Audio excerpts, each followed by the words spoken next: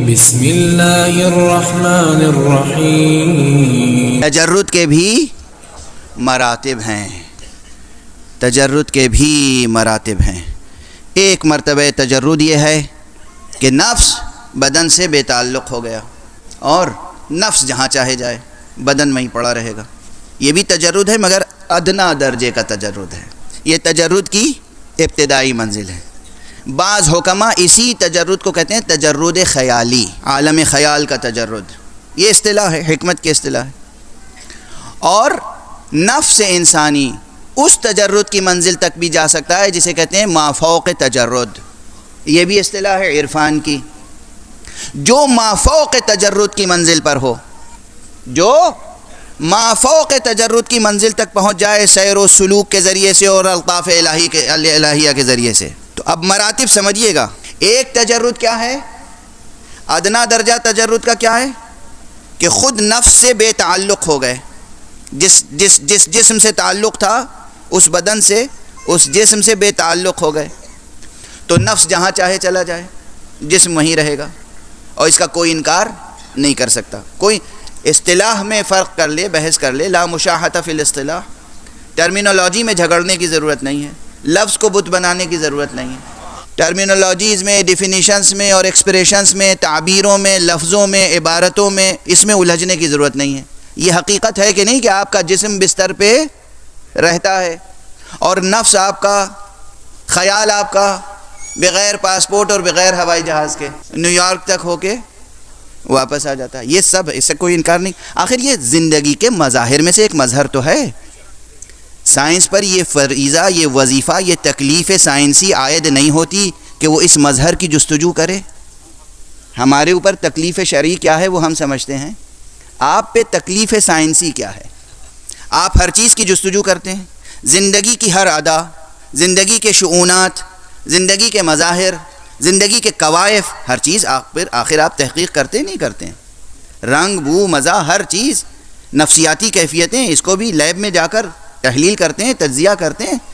علم نفسیات کی اپنی لیب ہوتی ہے، لیبوریٹریز ہوتی ہیں، تو ہر چیز آپ جستجو کرتے ہیں۔ یہ بھی تو زندگی کا ایک مظہر ہے نا، کہ جسم یہاں ہے اور نفس یا خیال دنیا بھر کا سفر کر کے واپس آ گیا، اور جسم، اور سنی اس نے باتیں، دیکھی اس نے حقیقتیں، چکھا اور مزہ تک یاد ہے، جملے یاد ہیں، اور اس وقت بھی جب کہ جسم سو رہا تھا جو گفتگو ہوئی وہ بڑی معقول گفتگو ہوئی، غیر مربوط گفتگو نہیں ہوئی۔ آخر یہ زندگی کا ایک مظہر ہے، زندگی کے مختلف فینومیننز میں سے ایک فینومینا ہے، ایک فینومینن ہے۔ اچھا، اگر یہ ہے تو پھر اس کی جستجو ہونی چاہیے سائنسی اعتبار سے، آپ کریں یا نہ کریں۔ ہمیں جو علم عطا کیا گیا اس میں کہا گیا یہ بالکل ابتدائی درجہ تجرد کا ہے، یہ پہلی منزل ہے۔ دوسری منزل کیا ہے؟ دوسری منزل یہ ہے کہ نفس کو تجرد کا یہ مرتبہ حاصل ہو جائے کہ جہاں نفس جائے وہاں ساتھ میں جسم کو لے کر جائے۔ آپ نے دیکھا ہو یا نہ دیکھا ہو، ہمارے ہاں یہ مسئلہ روشن ہے۔ پہلی منزل میں طی الارض کے معجزات ہیں ہمارے سامنے، یعنی نفس اگر قوی ہو تو انسان قدم اٹھاتا ہے اور چند قدموں میں فاصلے طے ہو جاتے ہیں، پہلے زمینی فاصلے طے ہوتے ہیں، اور اگر نفس قوی ہو تو پھر فضائی فاصلے طے ہوتے ہیں۔ یہ بیان یہاں اسی منبر پہ معراج کے سلسلے میں ہو چکا ہے۔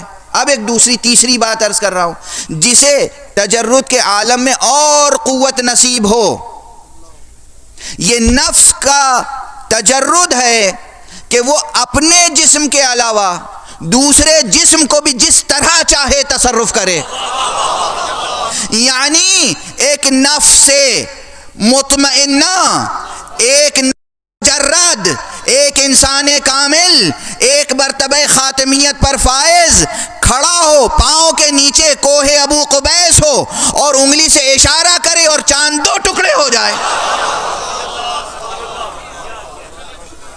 اور فرما رہے ہیں آپ، شک نہ کریں، شک نہ کریں، پہلے نفس کی حقیقت کو تو سمجھیں تو صحیح کہ اس نفس میں مافوق تجرد ہوتا چلا جائے گا تو نفس میں کیا کیفیتیں پیدا ہوں گی۔ اور اگر سامنے درخت ہو اور درخت سے کہے کہ ادھر آ جاؤ، تو درخت اگرچہ چلتا نہیں، اس کے قدم نہیں ہیں، اس کی جڑیں ہوتی ہیں جو ایک جگہ ثابت رہنے ہی کے لیے ہوتی ہیں، لیکن وہ درخت چلتا ہوا آ جائے گا نفس مطمئنہ کے قریب، نفس مجرد کے قریب.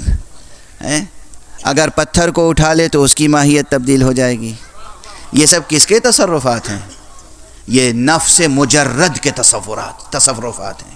اور یاد رکھیے گا ایک جملہ، جب اس دنیا میں رہتے ہوئے جہاں آثار زندگی تعلق ہی سے ظاہر ہوتے ہیں، وہاں اگر صاحب تجرد آثار دکھا سکتا ہے، تو جہاں آثار زندگی کا انحصار ہی تجرد پر ہے، وہاں اس کی زندگی کی کیا کیفیت ہوگی؟ صلوات پڑھ دے محمد و آل محمد.